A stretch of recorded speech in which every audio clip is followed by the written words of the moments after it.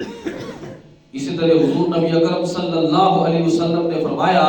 ان ابی ہریرہ، حضرت ابو ہریرہ رضی اللہ تعالیٰ عنہ سے روایت ہے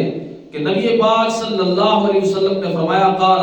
سبعۃ یظلھم اللہ فی ظلہ یوم لا ظل الا ظلہ، فرمایا کہ 7 قسم کے آدمی ایسے ہیں جنہیں اللہ تعالیٰ قیامت کے دن اپنے عرش کا سایہ عطا فرمائے گا، اور جس دن اس کے عرش کے سائے کے سوا کسی چیز کا سایہ نہیں ہوگا۔ فرمایا ان میں پہلا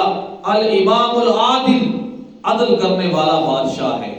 وہ بادشاہ، وہ حاکم جس نے عدل و انصاف کے ساتھ حکومت کی ہے، اللہ قیامت کے دن اسے اپنے عرش کا سایہ عطا فرمائے گا۔ وشاب نشأ فی عبادت ربہ، اور وہ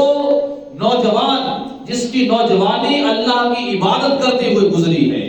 اور وہ شخص جو اس حال میں نوجوان ہوا ہے کہ اللہ کی عبادت کرتے ہوئے نوجوان ہوا ہے، اسے اللہ قیامت کے دن اپنے عرش کا سایہ عطا فرمائے گا۔ وَرَجُلٌ قَلْبُهُ مُعَلَّقٌ فِي الْمَسَاجِدِ، اور تیسرا وہ شخص جس کا دل مسجدوں میں لگا رہتا ہے، مسجد میں ہی اس کا دل لگا رہتا ہے، کہ جب نماز پڑھ کے چلا بھی جاتا ہے لیکن مسجد کی یاد اسے آتی رہتی ہے، حتیٰ کہ پھر مسجد میں آ جاتا ہے، پھر نماز پڑھتا ہے، تو پھر جب اپنے کاروبار میں باہر چلا جاتا ہے لیکن دل اس کا مسجد میں ہی رہتا ہے۔ افسوس یہ ہے کہ آج ہمارے حال یہ ہے کہ ہم مسجدوں میں آ کر بھی ہمارے دل باہر رہتے ہیں۔ ہونا یہ چاہیے کہ باہر رہ کر بھی ہمارے دل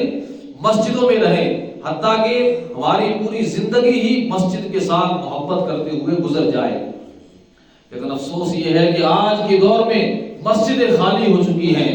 نماز کے ذریعے مسجد کو آباد کرنا ہے اور نمازی ہمیں ملتا ہی نہیں ہے۔ مسجدوں کے اندر 2 3 5 7 آدمی ملتے ہیں، حالانکہ اتنا بڑا گاؤں ہے، اتنے لوگ رہنے والے ہیں، انہیں چاہیے کہ وہ مسجد میں آئیں اور مسجد کو آباد کریں اللہ کے ذکر کے ساتھ، اللہ کی عبادت کے ساتھ، تاکہ اللہ تعالیٰ ان کے گھروں پر بھی اپنی رحمت نازل فرمائے، دنیا میں بھی وہ کامیاب ہوں گے، اور آخرت میں مسجد کے ساتھ محبت کرنے کی وجہ سے اللہ تعالیٰ اپنے عرش کا سایہ انہیں عطا فرمائے گا۔ پھر فرمایا کہ وَرَجُلَانِ تَحَابَّا فِي اللَّهِ اجْتَمَعَا عَلَيْهِ وَتَفَرَّقَا عَلَيْهِ، وہ 2 آدمی جو کسی جگہ جمع ہوئے تو جمع ہونے کا صرف مقصد ان کے ملنے کا اللہ کی رضا تھی، اللہ کی محبت کی وجہ سے جمع ہوئے، اور اگر الگ ہوئے تو وہ بھی اللہ کی محبت کی وجہ سے الگ ہوئے، اللہ انہیں اپنے عرش کا سایہ عطا فرمائے گا۔ اور پھر فرمایا کہ وَرَجُلٌ طَلَبَتْهُ رَأَةٌ ذَاتُ مَنْصِبٍ وَجَمَالٍ، پھر وہ نوجوان جسے نوجوان عورت نے اپنی طرف بلایا، جو حسن و جمال والی بھی تھی اور مالدار بھی تھی، مگر اس نوجوان نے جواب میں کہا انی اخاف اللہ، میں تو اللہ سے ڈرنے والا ہوں، اللہ سے ڈرتا ہوں، تیری خواہش پوری نہیں کر سکتا۔ اللہ اسے بھی قیامت کے دن اپنے عرش کا سایہ عطا فرمائے گا۔ وَرَجُلٌ تَصَدَّقَ أُخْفَى حَتَّى لَا تَعْلَمَ شِمَالُهُ مَا تُنْفِقُ يَمِينُهُ، حتیٰ کہ وہ شخص جس نے اللہ کی راہ میں صدقہ کیا،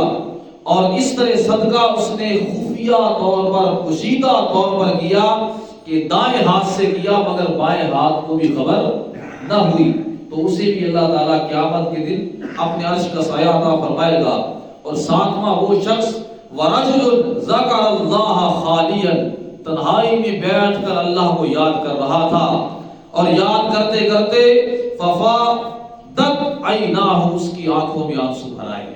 یعنی تنہائی میں اللہ کو یاد کرتے ہوئے اس کی آنکھوں میں آنسو جاری ہو گئے، تو اس شخص کو بھی اللہ تعالیٰ قیامت کے دن اپنے عرش کا سایہ عطا فرمائے گا۔ عزیزان گرامی قدر، یہ تو آپ نے فضائل مسجد کے سنے، مسجد کے اندر آنے کی فضیلت سنی، اور ایک حدیث پاک میں آقا علیہ السلام نے فرمایا کہ جو شخص رات کے اندھیرے میں مسجد